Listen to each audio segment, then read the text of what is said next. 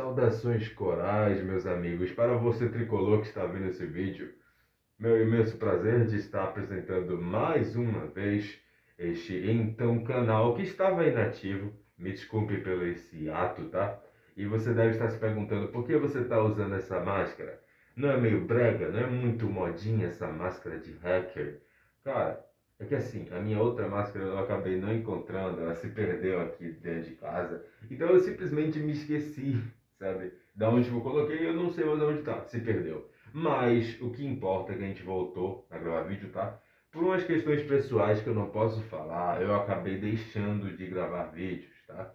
Eu acho que por uns 2 meses. Mas o canal principal vai voltar a ter vídeos. Infelizmente o engajamento vai ser pouco e eu vou ter que recomeçar tudo de novo. Muito provavelmente fazer outros canais, mas eu vou estar me comunicando com vocês. Porque eu sei que a maioria de vocês é conhecido meu, a maioria de vocês não é desconhecidos que acabaram de chegar de paraquedas, mas se você for, me chame de Ed, Malboro, de Dio, tanto faz, você que decide. Mas o nome do canal tá aí, você pode tomar como base isso, beleza?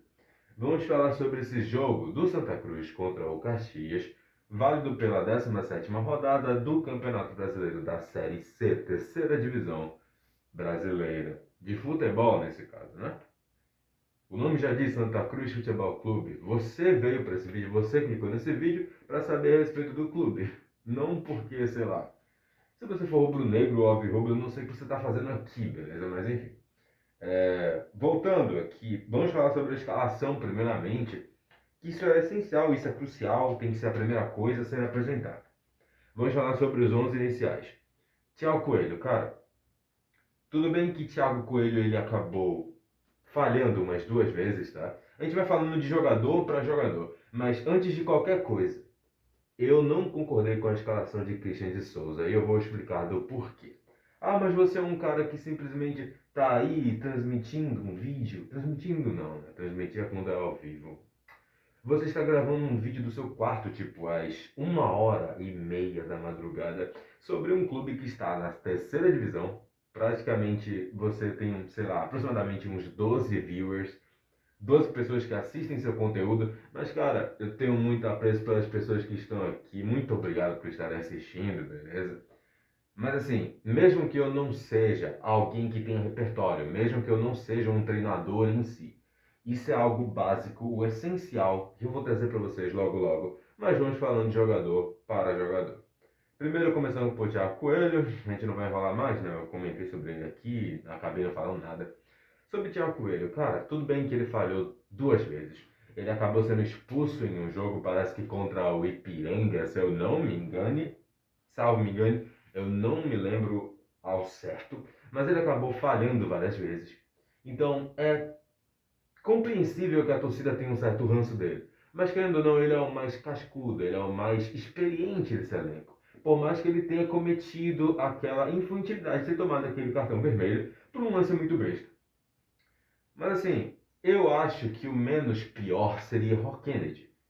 Tipo assim, do goleiro, na parte do goleiro, nessa. Pois, eu sou goleiro, pra você que não sabe, beleza? Eu não sou atacante, meia, zagueiro. Eu costumo mais agarrar lá ele, tá? Agarrar as bolas. Enfim, eu costumo ser goleiro, então eu sei sobre essa função. E pra mim, Rock Kennedy é o menos pior dos três, porque ele tem um pouco de rodagem, não tanto quanto o Thiago Coelho, mas ele tem um pouco. Ele consegue pegar pênalti, ele tem uma certa malandragem, vamos dizer assim. E o. Qual o nome do outro jogador? Deixa eu me lembrar aqui. Simplesmente fugiu da minha cabeça, só quando eu vou gravar vídeo. Ah, sim. Gabriel, isso mesmo, isso mesmo. O goleiro Gabriel, ele não é tão. Ele não é bom tecnicamente, ele não tem aquela esperteza, sabe? Aquela sagacidade de saber quando fazer um arremesso no momento certo. Ele não sabe cobrar tiros de meta devidamente, dizendo, tá ligado? Se você vê a maioria dos jogos que ele joga, no caso Gabriel Souza, me lembrei o sobrenome dele agora. Se você vê, ele não sabe bater tiro de meta. Não me pergunte por quê, porque isso é literalmente o básico para os goleiros, para você ter uma ideia. Mas voltando, a gente passou muito tempo aqui falando sobre os goleiros. Eurico, cara, Eurico é um jogador muito consistente. Ele é o mais consistente do elenco, tá? Durante toda essa campanha da Série C. Pra mim, tá? Pra mim, é o melhor jogador do Santa Cruz. Eu não preciso falar muito sobre ele, nota 10 de 10, tá ligado? Mas eu vou falar sobre as notas depois da partida também, tá? Não se preocupem. William Alves, capitão. Tipo assim, William acabou travando aqui a câmera, me perdoem pela dificuldade técnica. Mas William, ele é mais uma figura de capitão, de liderança, do que realmente um bom zagueiro, já que ele já está em uma idade meio avançada. Então, esse é o papel dele, ser o cara que tem a moral. Mas, infelizmente, ele não consegue correr, ele não consegue fazer muitos movimentos específicos onde ele pode defender bolas que são defensáveis. Ele não pode se suceder a umas situações mais físicas para que ele não se machuque, entende? Infelizmente, é isso que temos, William Alves. Eu não sou muito fã dele, mas tudo bem, o cara é um pilar para nossa equipe, eu não tenho muito contra ele, beleza? É... Matheus Vinícius, cara, essa formação aqui tem três zagueiros, tá ligado? Não temos dois volantes. Na verdade, nós temos Vitinho no meio campo e Pedro Favela. Vitinho, ele tem uma boa técnica, mas ele parece que ele não está querendo mostrar isso para nós. Pelo que nós podemos ver durante as partidas, ele está um tanto que receoso, porque ele não tem essa gana, sabe, de jogar por um time de muita, como eu posso dizer, de muita marca, que tenha muita torcida, que tenha uma massa apoiando. Tudo bem que ele veio do Bahia, o Vitinho, mas ele não teve muitas oportunidades de estar jogando perante a torcida do Bahia, que por sua vez é gigantesca, que nem a do Santa Cruz. Máximo respeito aos irmãos da Bamora aí, tá? Tamo junto. Você, torcedor do Bahia, em geral. Menos os caras da Terror Tricolor, né? Os caras fecham com a Fanático, não entendo. Mas enfim, a gente não tá falando sobre torcida organizada aqui. É... Matheus Diniz, ele tava mais pro lado esquerdo. Infelizmente, o Matheus Diniz, ele é muito... Sabe, ele é muito ousado em certos momentos e isso pode dificultar a nossa vida mais lá pra frente. Você deve estar dizendo agora, não, cara, mas ele fez aquele golaço no segundo tempo. Você que é tricolor, né? Eu já tô dando um spoiler, eu nem tô falando da partida em si, eu já dei um spoiler, né? Mas vamos indo direto ao ponto, eu vou indo bem rápido aqui. É... Tivemos três zagueiros, Matheus Diniz na lateral esquerda.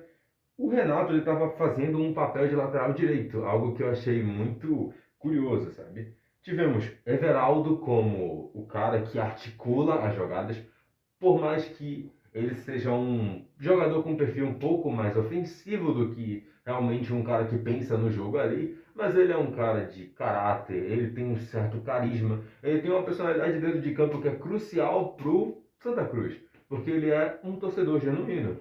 Isso foi comprovado, que ele foi para o Santa Cruz somente pelo fato de ele ser torcedor, entende? Isso pode atrapalhar, como também pode ajudar. No momento, até o presente momento, até o atual momento, está tudo indo certo. Então, não tenho nada a reclamar. Everaldo, Renato, né, na lateral direita eu acabei de falar. Heron de centroavante, puta que pariu, que tristeza de jogo, de jogador, né?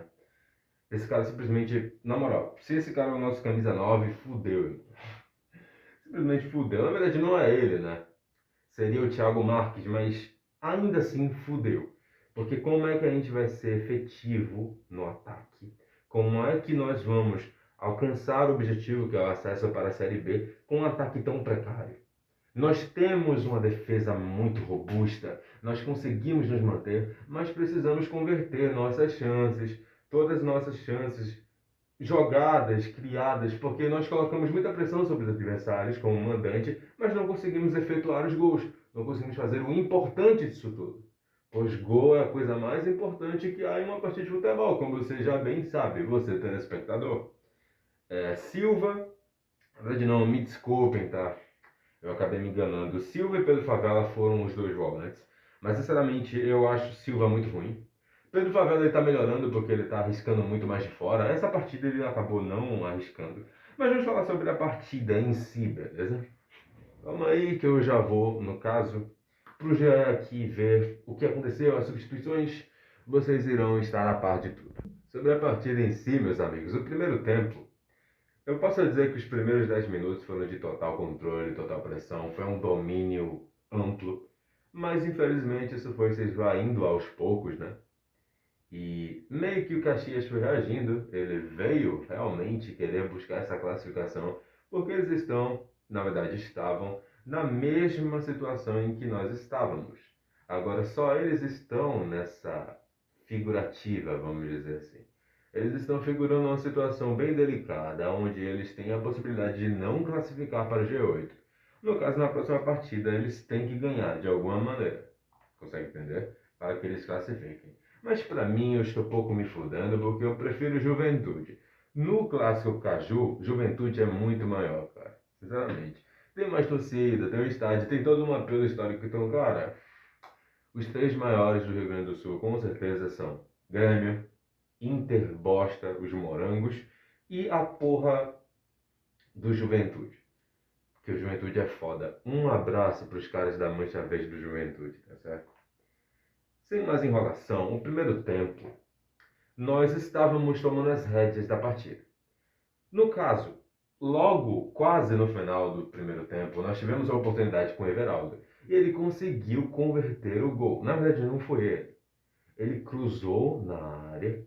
Acabou que um jogador de Santa Cruz acabou cabeceando. E depois o Heron, aproveitando, no caso, a desatenção da zaga do Caxias, que por sua vez é uma zaga muito desatenta, por mais que seja uma das melhores defesas do campeonato junto a nós, sinceramente, em geral, o nível da Série C é muito baixo, assim como o nível da Série B e da Série D também, é óbvio. É a última divisão. Nós saímos da Série D, nós sabemos como é a qualidade, mas infelizmente o futebol está doente, o futebol brasileiro está doente. A maioria dos times estão em crise, não estão tendo uma performance tão boa quanto o ano passado. Inclusive na Série A estamos tendo alguns vexames, por sinal. Agora voltando, no caso, no primeiro tempo a gente teve um domínio, nós conseguimos fazer um gol aos 41 minutos do primeiro tempo. Logo depois a partida, no caso, a primeira etapa acaba terminando. No caso, em seguida vem a segunda. E cara, teve um vexame onde um dos jogadores do Caxias acabou tomando um segundo amarelo. No caso, o lance está aqui. Tirem suas próprias conclusões.